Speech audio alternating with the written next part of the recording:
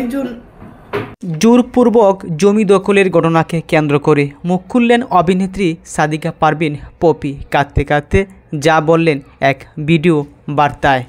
শূন্য হাতে মেয়েটাকে রাস্তায় ফেলে দিলেন। দীর্ঘ 4 বছর রূপালী পর্দা এবং ভক্তদের কাছ থেকে এমনকি মিডিয়ার কাছ থেকেও নিজেকে লুকিয়ে রেখেছিলেন চিত্রনায়িকা পপি। কী ছিল কারণ? বেরিয়ে আসছে অজানা সব রহস্য। তার বিরুদ্ধে জমি দখলের চেষ্টার অভিযোগ তুলেছেন তার মা সহ পরিবারের সদস্যরা। আমি জমি দখল করতে গেছি, এমনকি জিডি করা হয়েছে পপির বিরুদ্ধে। বিষয়টি নিয়ে এবার কথা বললেন চিত্রনায়িকা পপি। বৃহস্পতিবার গণমাধ্যমে পাঠানো এক ভিডিও বার্তায় পপি বলেন, এত বছর আমি যে টাকা উপার্জন করেছি সমস্ত অর্থ আমার পরিবার নিয়ে গেছে, কারণ আমার দেহটা ছাড়া কোনো কিছুই আমার ছিল না। শুধু ইনকাম করে গেছি আর ভাই বোন মানুষ করে গেছি। আমার টাকায় কেনা অনেক সম্পত্তি আমার নামে কেনা ছিল না। অ্যাকাউন্টগুলো ছিল শূন্য। একসময় এসে মানুষের বেঁচে থাকার জন্য কিছু জিনিস প্রয়োজন হয়। যখন দেখলাম আমার পরিবারই আমার সব কিছু নিয়ে গেছে, তারপরও আমি চুপ ছিলাম।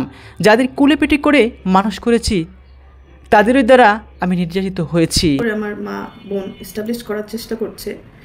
অভিনেত্রী সাদিকা পারভিন পপি তিনি কাঁদতে কাঁদতে আরও বলেন, আমার টাকা চুরি করে আমাকেই হত্যা করার পরিকল্পনা করেছে। শুধু তাই নয়, আমাকে মেরে ফেলার ও হুমকি করেছে, এমনকি খুনি বাড়া করেছে। দীর্ঘ 28 বছর ইন্ডাস্ট্রিতে কাজ করে। এর আগে মঙ্গলবার পপির বিরুদ্ধে কথা বলেন তার মা মরিয়ম বেগম ম্যাডি। মায়ের কথা উল্লেখ করে ভিডিওতে, মা তো অনেক বড় একটা বিষয় যার কোনো তুলনা নিজের জীবনের দিকে তাকায়নি, ভালো লাগা ভালোবাসা হয় না, কিন্তু পৃথিবীতে সব মা ভালো মা না।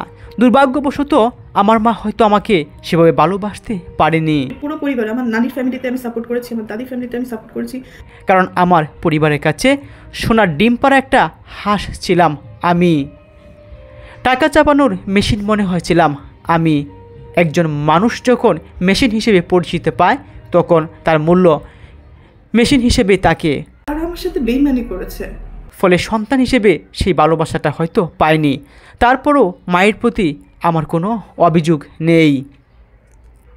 ভাই বোনদের ব্যবহার ও তাদের অনৈতিক কার্যক্রমের কারণে পরিবার থেকে অনেক দিন দূরে ছিলেন এই নায়িকা।